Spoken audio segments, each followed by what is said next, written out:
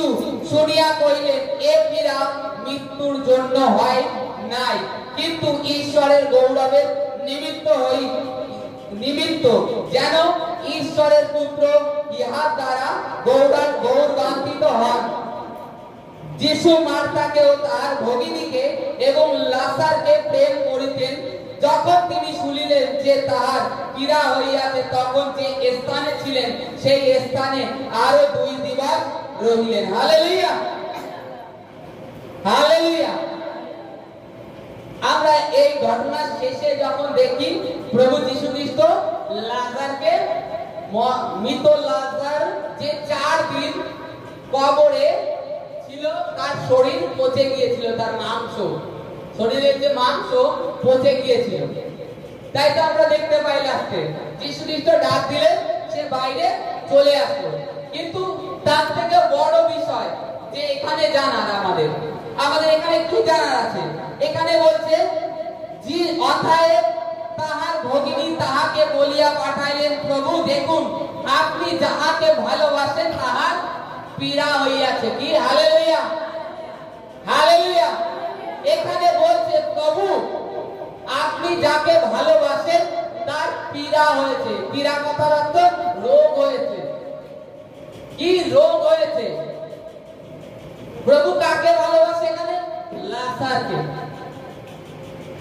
এখানে বোঝার যেটা, সেখানে কি বলছে? প্রভুকে খবর পাঠানো হলে প্রভু সেখানে আরো কি করলেন? 2 দিন থাকলেন। যীশু খ্রিস্ট কিন্তু ভালোবাসেন, তার সত্ত্বেও তার রোগের কথা শুনে আরো 2 দিন অপেক্ষা করলেন, তিনি দেরি করলেন। তিনি ঝট করে চলে আসলেন না।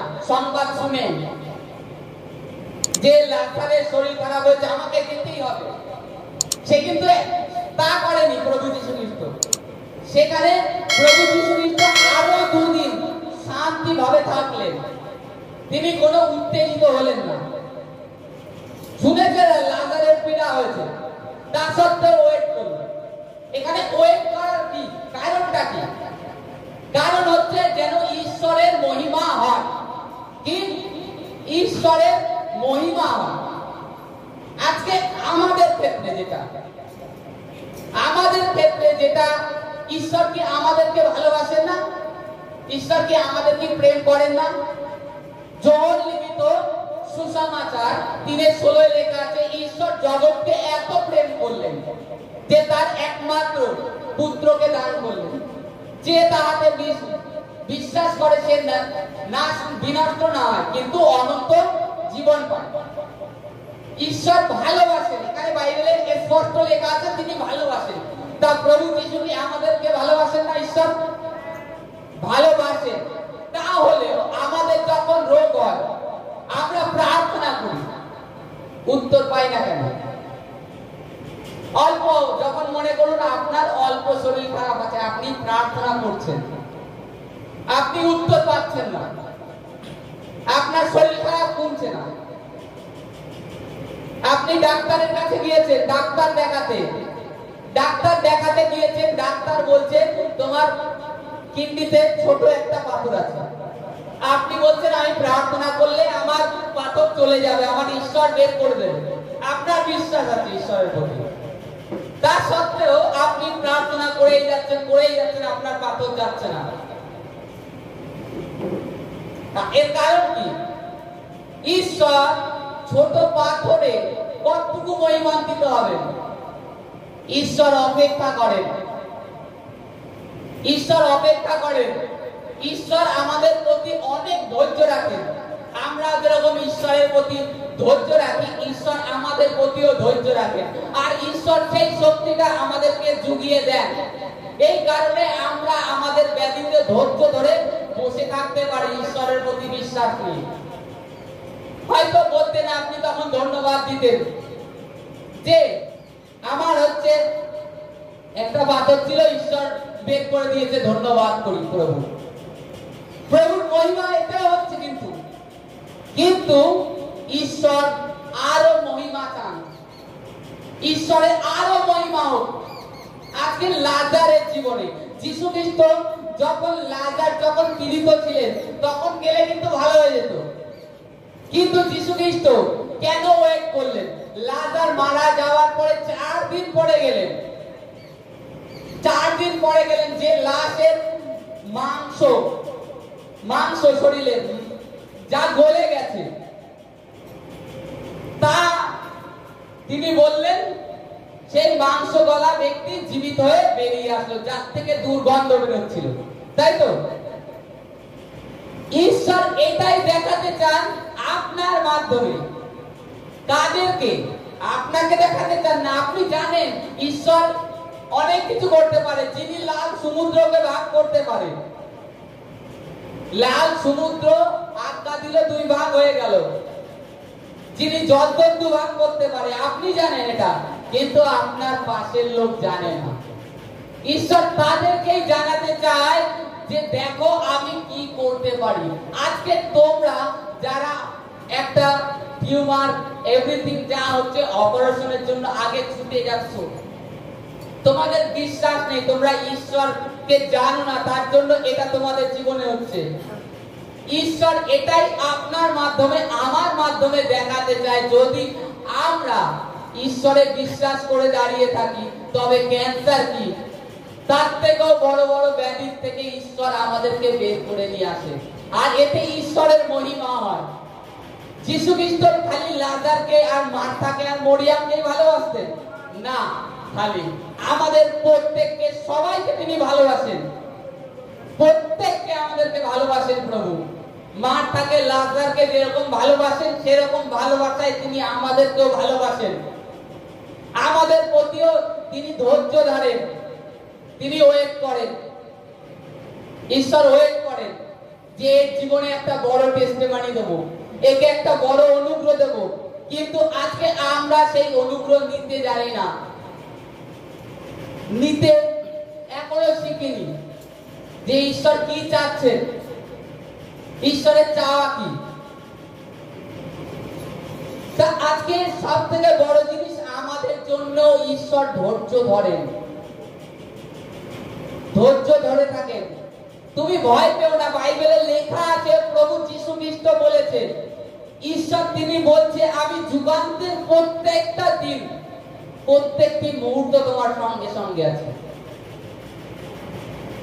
ঈশ্বরকে ধন্যবাদ দিই। সর্বপ্রথম গত সপ্তাহে বলছিলাম যে জ্বর, আজকে এই করোনার সময় সেই জ্বর আমার হয়েছিল। এই 4 বছরের মাথায় গত মঙ্গলবার দিন রাত্রে বেলায় হঠাৎ ঘুম ভেঙে যায় আমার। আমি উঠলাম, উঠে প্রার্থনা করছি, যে ঠিক ঘুম যখন ভেঙেছে তখন 3:30, তখন উঠে আমি প্রার্থনা করছি, খুব প্রার্থনা করছি, কিন্তু আমার মধ্যে থেকে পবিত্র আত্মা এইটুখানি চেতনা দিল, প্রার্থনা কর। তা আমি উঠে প্রার্থনা করছি, প্রার্থনা করে শুয়েছি, তারপরে জ্বর উঠেছে, এবার পরে বুধবার দিন আর আমি কাজে যাইনি, কম বেশি সেদিনও প্রার্থনা যতটা করেছি, করার পরে বুধবার দিন রাত্রেবেলায় প্রার্থনা করেছি। বুধবার দিন একদিনই জ্বর ছিল, একদিনই ছিল। তা আজকে আমি যেটা শুনছি যে এই যে এখন যে বর্তমানে যে জ্বর, শরীর খারাপ হচ্ছে, যে ওয়েদার, এটা হলে মিনিমাম 4-5 দিন থাকছে। আর দ্বিতীয়ত এই জ্বরটা যাদের হচ্ছে, প্রথমত আমাশা টাইপের পায়খানা তার সাথে হচ্ছে, এটা আমিও ফিল করেছি ওই একদিনে। কিন্তু প্রার্থনা করার দরুন আমাদের আর একজনের হয়েছে, আমি শুনেছি, খবরে আমার কানে এসছে, তিনি বলছে যে এরকম জ্বর হয়েছে আজকে 4-5 দিন হলো, ওষুধ তো খেয়ে যাচ্ছে, কমছে না, আজকে আর কাজে যাবো না। আমাকে সে বলছে কাজে যাবো না, আমাদের বাড়ির সবার হয়ে গেছে এরকম, সে আমাকে বলছে।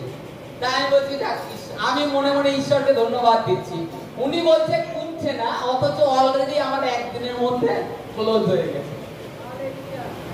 এটা কেন, এটা কেমন? আর এই জ্বরটা অ্যাকচুয়ালি মানে এই যে ওয়েদার হিসাবে, মানে একটা ভাইরাস টাইপের জ্বর, কিন্তু ঈশ্বরের কাছে কোনো কিছুই অসম্ভব নয়। সে যাই হোক, এভরিথিং তার কাছে কিছুই নয়, কারণ প্রভু আমাকে ভালোবাসে, তার জন্য তিনি আমাকে চেতনা দিয়ে তুলেছে যেন আমি প্রার্থনা করি আর পরীক্ষাতে না পড়ি।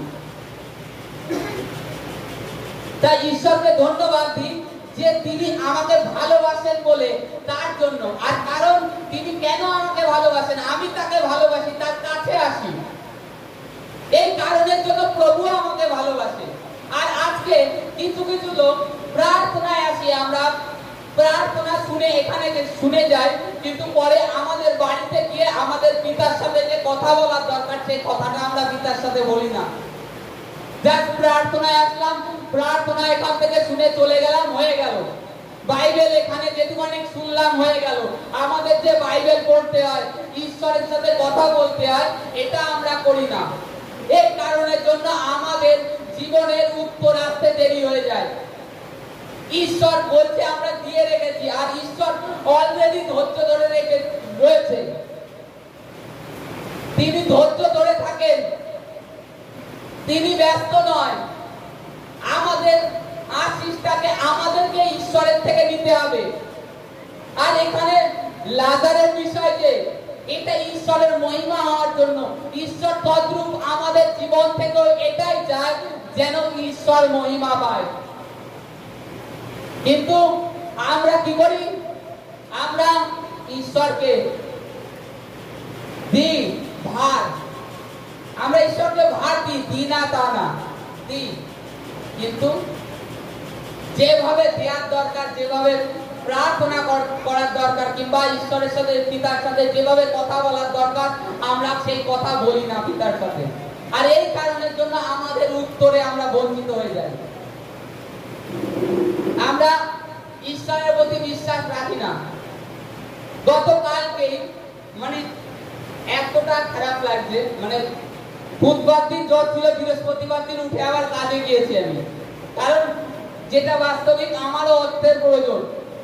এই কারণের জন্য আমি ছুটে কাজে গিয়েছি, আমার অর্থ লাগবে, আমি ছুটে কাজে গিয়েছি। শরীর খারাপ, দুর্বল লাগছে, জ্বর টর কিছুই নেই, দুর্বল লাগছে, তাও আমি কাজে গিয়েছি। তা কালকে একটু খারাপ লাগছিল, তাই বলছি পিতা আমি জানি তুমি আমাকে মারবে না, আর যদি মারো তো মারো। 2-3 দিন রাত্রেবেলায় ঘুম ঠিকঠাক হচ্ছে না, মানে এই জ্বর হওয়ার পর থেকে প্রার্থনা রাত্রিবেলায় করছি, উঠে উঠে ওই প্রার্থনা করলে আমাদের অ্যাকচুয়ালি কোনো ঘাটতি হয় না, কিন্তু জ্বরের যে ঘাটতিটা সেটা কম বেশি শরীরে রয়ে গেছে। তা ঈশ্বরকে ধন্যবাদ দিই, কালকে এতটাই খারাপ লাগছে, লাস্টে আমি বলছি পিতা তুমি মারলে মারো আর বাঁচিয়ে রাখলে বাঁচিয়ে রাখো, এই বলে শুয়ে পড়েছি। তা কালকে দেখছি, আজকে উঠে দেখছি কি শরীর পুরো ফ্রেশ হয়ে গেছে। কারণ কি, আমি ঈশ্বরকে সেই সম্পূর্ণ ভার সমর্পণ করে দিয়েছি, আমি আর পাচ্ছি না। আমাদেরকেও পিতার কাছে সম্পূর্ণ ভার ছেড়ে দিতে হবে। এখানে ঈশ্বর ধীরাল ধরেন, ধৈর্য রাখেন। ঈশ্বর আমাদের জীবনে খালি রোগ ব্যাধি শয়তান ঢেলে দেয়, কিন্তু ঈশ্বর চায় না আমরা রোগ ব্যাধিতে থাকি। ঈশ্বর চায় আমরা আশিসের নিচে, গ্রেসের নিচে সদা সর্বদা থাকি। আর ঈশ্বরের জন্য মহিমা, তার